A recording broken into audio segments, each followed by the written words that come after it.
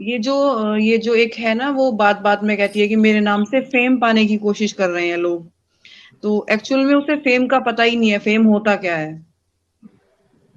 ये कोई भी मीडिया प्लेटफॉर्म हो, कोई भी मेन स्ट्रीम मीडिया हो, सभी को एक मसाला चाहिए होता है, एंटरटेनमेंट चाहिए होता है। और वो चल रहा है। और थोड़े छोटे स्तर के जो चैनल हैं उन्हीं पे चल रहा है, जो यूट्यूब पे ज्यादा पॉपुलर है। जो हमारे मेन स्ट्रीम मीडिया है वहां पर उसका कुछ भी ऐसा नहीं चल रहा है आज की डेट में। वहां पर तो आज की डेट में तो हैदर के भी इंटरव्यूज बहुत कम हो गए हैं। और ये भी इंटरव्यूज इसके काफी कम है। तो पुरानी जो चीजें हैं, एटीएस की जांच से जो रिलेटेड चीजें हैं, वही सब रिवर्स कर करके दिखा रहे हैं। और उसी की वीडियोस में से लू पॉइंट ढूंढे जा रहे हैं कि इसकी वीडियोस में लू पॉइंट क्या है। जी बिल्कुल, आई एग्री विद अभी दैट। हाँ जी, इसने बोला कि मैं 10 मार्च को आई थी। सॉरी सॉरी, ए गेमर आप म्यूट कीजिए। आई एम सो सॉरी, मैं म्यूट कर देता हूँ। जी बात करें अमिता, सॉरी। इसने बोला कि मैं 10 मार्च को नेपाल में आई थी, 17 मार्च तक मैं वहां पर रही हूँ। तो फैमिली वालों को तो वो बता के आई थी। तो इससे तो साफ जाहिर होता है कि क्रिमिनल कॉन्स्पिरेसी फैमिली की भी है। एक 21 का बच्चा जो एक दुकान पे 10,000 रुपए महीना की मजदूरी करता है, तो वो अपने घर पर क्या बता के गया था कि मैं फ्रेंड्स के साथ में जा रहा हूँ, कहाँ जा रहा हूँ। तो क्रिमिनल कॉन्स्पिरेसी दोनों फैमिलीज की है। अब देखिए, सबसे बड़ा लू पॉइंट इसमें क्या है, ये मैंने नोटिस किया है कि उसने शादी के फोटोज जो मीडिया में दिखाए हैं, वो कहती है कि मैंने काठमांडू में शादी की है। हाँ, जब उसके ऊपर ज्यादा मीडिया का प्रेशर हुआ तो उन्होंने कहा तलाक का कोई एविडेंस नहीं है आपके पास में, आप शादी की एविडेंस दिखाइए। तो उसने शादी के एविडेंस में फोटो दिखाए, वो सचिन को माला डाल रही है, सचिन उसे माला डाल रहे हैं। उसमें उसने वो 4 बच्चे भी जोड़ दिए, जबकि वो 10 मार्च से लेके 17 मार्च तक रही नेपाल में, उसके साथ बच्चे थोड़ा थे तब। बिल्कुल ऐसे ही 100%। हाँ जी। तो वो बच्चे उसमें कहाँ से आ गए। अब वो जैसे ही वहां पर वो एंटर होती है हमारे नेपाल से, वो इंडिया के लिए आती है। तो ये देखिए कि वहां पर जो उसने अपनी वेशभूषा ऐसे बनाई, ऐसे वो ट्रेन होकर आई, बिल्कुल कि उसने साड़ी पहनी, ये सब चीजें की। तो वहां पर जो जिन्होंने बस चेक की, वो एसएसबी के 2 जवान हमारे शहीद हो गए। तो इससे भाईचारा कैसे बढ़ा सकते हैं, जब भारतीय सुरक्षा एजेंसी या पाक सुरक्षा एजेंसी ये भाईचारा बढ़ाने का काम तो नहीं करती ना। बिल्कुल ऐसे ही है, वो तो नफरतें ज्यादा बढ़ रही हैं। जी जी। उन्हें केवल सिक्योरिटी से मतलब है, सिक्योरिटी से मतलब है, तभी तो उन्होंने अपने ही देश के 2 एसएसबी के जवानों को शहीद कर दिया। देखिए, एटीएस का जितनी भी चीजें समराइज हुई हैं आज की डेट तक, सबसे ज्यादा सारे हर चीज पे डाउट है। वो हिंदी इतनी फ्लुएंट बोलती है, इंग्लिश के इतने अच्छे अच्छे वर्ड वो यूज करती है। देखिए, बिना ट्रेनिंग के तो पॉसिबल नहीं है। अब वो जैसे ही वहां पर वो एंटर होती है हमारे नेपाल से, वो इंडिया के लिए आती है। तो ये देखिए कि वहां पर जो उसने अपनी वेशभूषा ऐसे बनाई, ऐसे वो ट्रेन होकर आई, बिल्कुल कि उसने साड़ी पहनी, ये सब चीजें की। तो वहां पर जो जिन्होंने बस चेक की, वो एसएसबी के 2 जवान हमारे शहीद हो गए। तो इससे भाईचारा कैसे बढ़ा सकते हैं, जब भारतीय सुरक्षा एजेंसी या पाक सुरक्षा एजेंसी ये भाईचारा बढ़ाने का काम तो नहीं करती ना। बिल्कुल ऐसे ही है, वो तो नफरतें ज्यादा बढ़ रही हैं। जी जी। उन्हें केवल सिक्योरिटी से मतलब है, सिक्योरिटी से मतलब है, तभी तो उन्होंने अपने ही देश के 2 एसएसबी के जवानों को शहीद कर दिया। देखिए, एटीएस का जितनी भी चीजें समराइज हुई हैं आज की डेट तक, सबसे ज्यादा सारे हर चीज पे डाउट है। वो हिंदी इतनी फ्लुएंट बोलती है, इंग्लिश के इतने अच्छे अच्छे वर्ड वो यूज करती है। देखिए, बिना ट्रेनिंग के तो पॉसिबल नहीं है। बिल्कुल ऐसे कहीं ना कहीं तो उसने इतना सब कुछ लिया है ना, कि जिसकी वजह से सारी चीजें बिल्कुल अपसाइड डाउन नजर आती हैं, और जो वो प्रेजेंट करती है, प्रिटेंड करती है, that is totally upside down as a said. और उसमें काफी झोल नजर आता है। और ये कह देना कि लोग सिर्फ मेरी वजह से वीडियोस बना रहे हैं, ये वो ऐसा बिल्कुल नहीं है। जी अमिता। हाँ जी, पाकिस्तान में जैसे उर्दू बोली जाती है, और वहां जो उर्दू बोली जाती है, यहाँ जो उर्दू बोली जाती है, काफी डिफरेंस है दोनों में।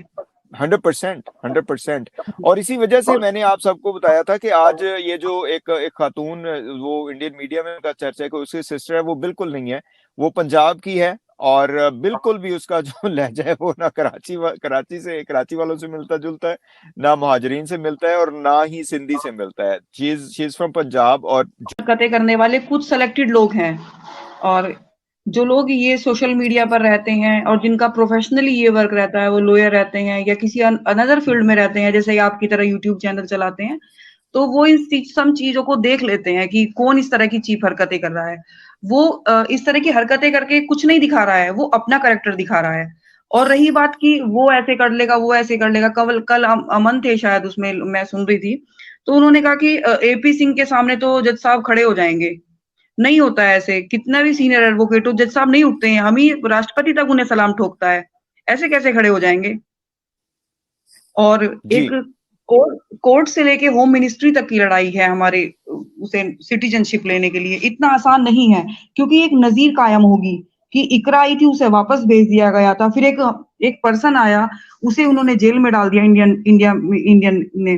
और अब ये आई है 4 बच्चों की माँ, तो सिंपैथी पे से सिटीजनशिप मिल जाएगी, तो ऐसे तो हर कोई इसे नज़ीर कायम हो जाएगी हमारे देश में। सब बिल्कुल लोग ऐसे। इसका फ़ायदा उठाएँगे। हाँ जी, सब लोग सीमा पार करके हमारे देश में आ जाएँगे, ऐसे नहीं होगा।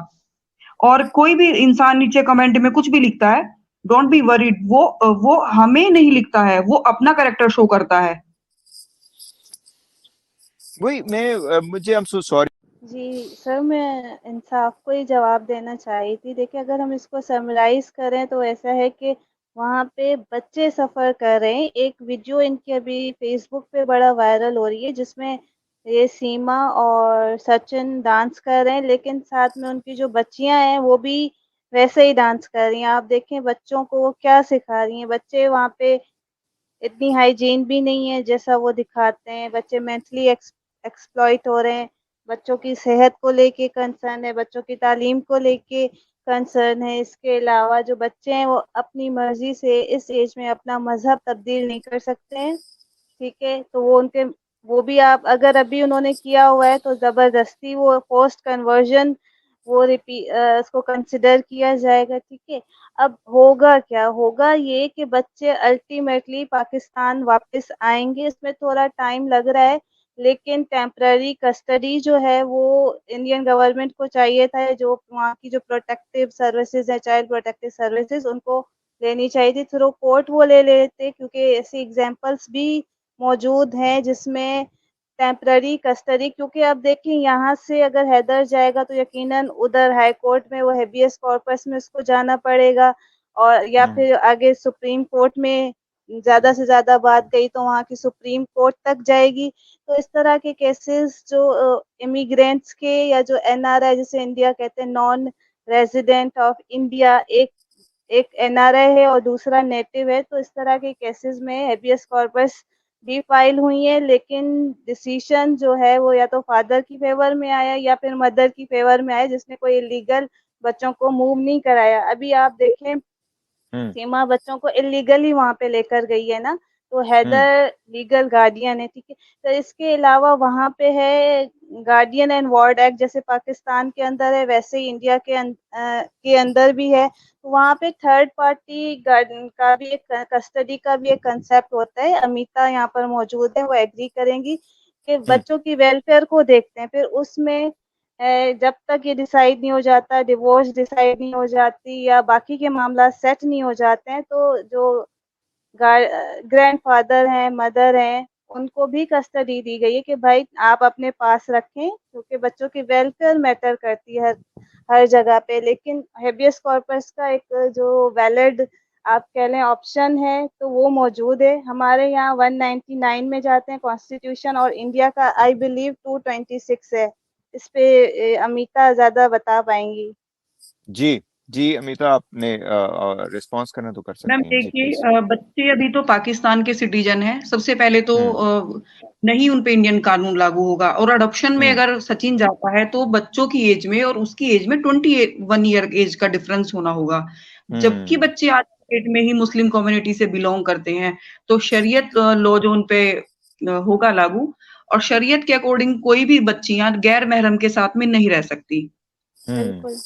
बिल्कुल ऐसे। अच्छा, आप हाँ लोगों जी। का एक केस हुआ था आई बिलीव 2014 के अंदर, जी। वो भी हेबियस कॉर्पस में गए थे, क्योंकि जो वहाँ पे मदर थी वो इंडियन नेटिव थी और जो फादर थे वो नहीं थे। वो बाद में जाती हैं, यूएस जाती हैं, वहाँ पे दोनों शादी करते हैं, फिर उनकी नहीं बनती है, डिवोर्स होती है, मदर वापस आ जाती हैं। आपके यहाँ डुअल सिटीजनशिप नहीं है, यकीनन उन्होंने पहले इंडियन सिटीजनशिप को सरेंडर किया ये होगा और नॉन सिटीजनशिप है यहाँ पर।